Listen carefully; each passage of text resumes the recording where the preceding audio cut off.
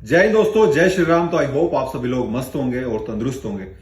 जैसे कि कल एमपी पुलिस का रिजल्ट आया है और आज जो कि फिजिकल के लिए कभी जो है कटिंग वायरल हो रही है और 99.9 वो कटिंग एकदम सही हो सकती है, जिसमें फरवरी फिजिकल प्रस्तावित होने का बोला गया है। तो आप लोग उसी को टारगेट में रख के आपको फिजिकल की प्रिपरेशन करना है, क्योंकि ज्यादा समय आपको नहीं मिलेगा। ज्यादा से ज्यादा आप मान सकते हैं मार्च फर्स्ट वीक से आपका फिजिकल स्टार्ट हो जाएगा।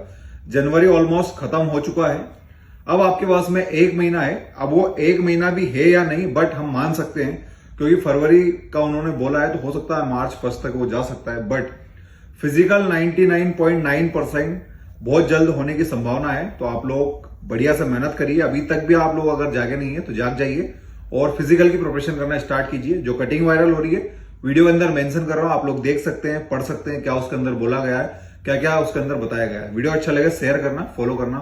जय हिंद, जय भारत।